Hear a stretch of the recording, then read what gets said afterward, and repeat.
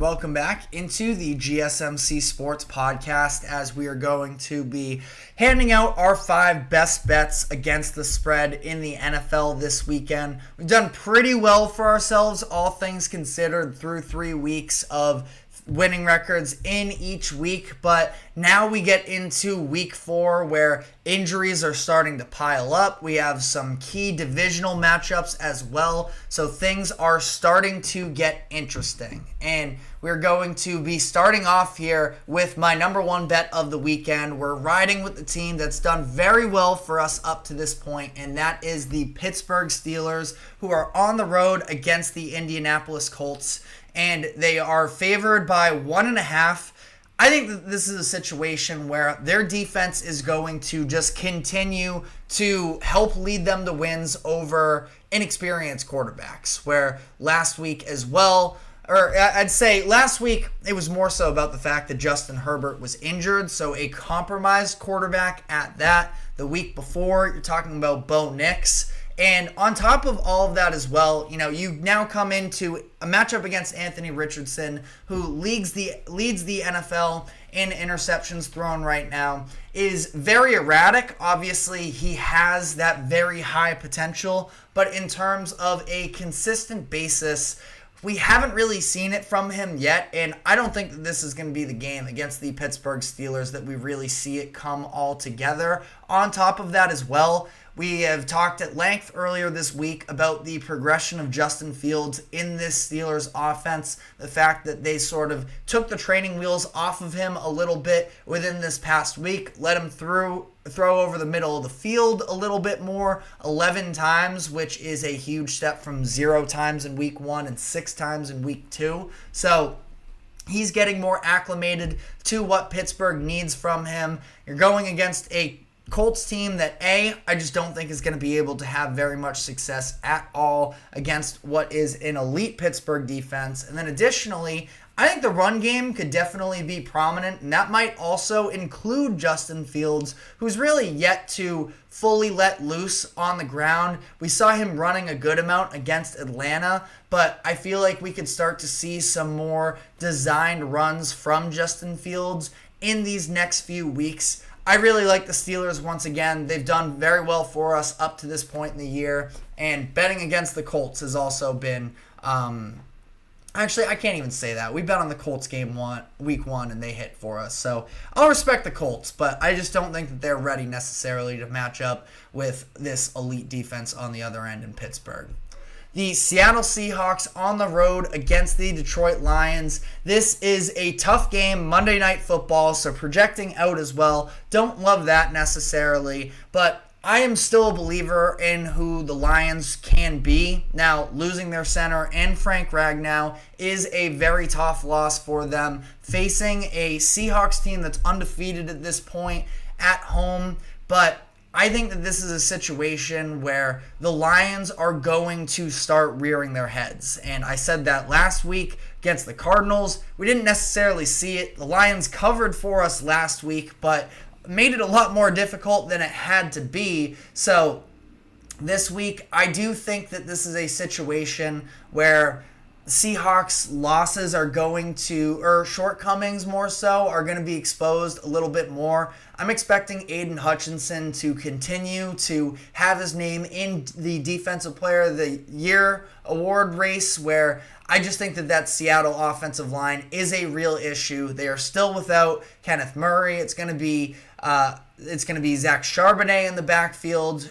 The Seahawks team, I just don't know how battle-tested they really have been up to this point, where you look at, they go to overtime against the Patriots team that's pretty bad. Last week, they were able to benefit from playing Skylar Thompson and Tim Boyle at quarterback. That, this upcoming week, I think the pressure is going to be a lot more ramped up. I think that they can still be competitive in the game, but I do feel like Detroit's going to be able to close this one out. And, eyes are definitely on Jared Goff right now, who has not played all that well up to this point in the season. That's a good defense for Seattle. It sounds like their rookie, Byron Murphy, might end up missing this game as well, which could be another big loss for the Seahawks. But I'm rolling with the Lions in this one on Monday Night Football. The Bengals finally pick up a win, in my opinion, against the Carolina Panthers. They are 4.5-point favorites. Now, I know Andy Dalton revenge game is maybe a little bit scary for some, but the reality of the situation is I do feel like the Bengals are just a significantly better team, and Carolina, for as much as a fun story, and I am rooting for them to stay competitive. I like head coach Dave Canales a lot. I'm all for Andy Dalton setting the world on fire once again, but I think that Cincinnati is ultimately going to be, pretty comfortable against Andy Dalton. I think that Joe Burrow is going to be able to put up points against the Panthers, where I have no faith in that Carolina defense. And on the other side, Andy Dalton can still have a good game. I think that this one is going to be a foot race, though, and I think the Bengals are going to come out on top. They are a far more talented offense. Now, again, liked a lot what I saw from the Panthers last week against the Raiders, but I don't think the Raiders are all that good of a team. This is a game that the Bengals quite literally have to have if they have any shot at making the postseason. I think that this is, a small enough deficit that I'm willing to eat the points on the road. I think that both offenses are going to show up, but I think the Bengals, who didn't turn the ball over last week, didn't punt the ball, I think that this time around they are going to be able to, win a game like that where their offense is just about flawless, but this time their defense can actually provide something for them. So I have them -4.5 against the Panthers. This is a tricky game here, and this is where we're sort of coming to the end of this week's slate and grasping at straws a little bit more. I do have the Cardinals covering -3.5 against the Commanders. Now, it's a tough situation because I'm really rooting for Jaden Daniels. I think he's going to be ultra talented and that he's going to have a great career ahead of him. But Zach Gannon is an excellent defensive-minded coach. Do they have the personnel to be excellent on that side of the ball? Not necessarily just yet, but I think for a defense that has shown an ability to provide a lot of misdirection and such on the defensive side of the ball pre-snap, I think they can coax the Commanders and Jaden Daniels into making some mistakes. Last week they were as close to flawless as you could get offensively. I don't think that that's going to be the case once again this week. The Cardinals sort of got away from what is, I think, the strength of their offense, which is running the ball. Not to mention that you do have sort of the game breakers on the outside, specifically looking at Marvin Harrison Jr. Not quite sure what the status update on Trey McBride is yet. He was in concussion protocol. He's questionable for the game, so that could be a loss for them, but either way, this is a Washington defense that is a little bit of a sieve. And it's not like Arizona is excellent on the other side, but I think that, again, the strategy of Arizona's defense is going to sort of get Washington to make mistakes that will give them enough of a breathing room. And if Arizona can jump out to an early lead, I think that they should pretty easily be able to close out this game in the run game and having Kyler Murray make the occasional special play. So I have the Cardinals -3.5 at home on their little 2-game homestand here. And then this is a little bit of a trigger warning here for people because this last bet is a little bit of a gross one. But I do have the Kansas City Chiefs -7 against the Los Angeles Chargers. And I really hate laying this many points. And it is, you can call it cowardly a little bit. I won't agree with this is where the Chargers are going to be in such a tough position considering the fact that they are, in my opinion, and again, this is a little bit of speculation at this point,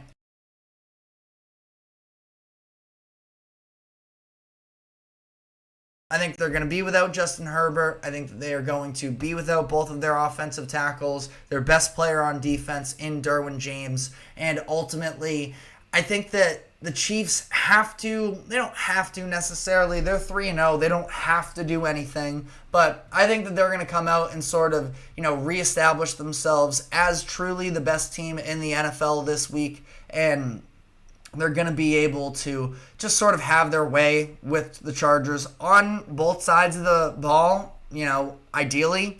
I think that, with Joey Bosa questionable, with Derwin James suspended, there aren't too many playmakers on that defensive side of the ball for the Chargers. Not that they're a bad group by any means, but I think that the Chiefs are going to be able to, have a fair amount of success there. Listen, Chargers, reality of the situation, I don't think that their home field advantage really means all that much anyways, because it is one of the worst home field advantages there is in the NFL. Chiefs travel well. I think that this is, again, I know a little bit gross taking this many points, but I think that the Chiefs come into LA and sort of run all over the place. And again, 7's a tough one, but talking about our fifth pick here, usually you have to reach a little bit, and that's where we're going here. But let me know what your thoughts are in the comments section. And we are going to be taking our final break of the show. When we come back on the other side, going to be switching gears a little bit to the NBA, where I do want to discuss yesterday's media day from the Denver Nuggets. The 2023 champions have a little bit of vengeance on their mind after last year. Going to be touching on some of the comments made from head coach Michael Malone, general manager Calvin Booth, and some of the other storylines that came from media day yesterday. So we're going to be diving into that. But first, a quick break. Do not go anywhere. We will be right back.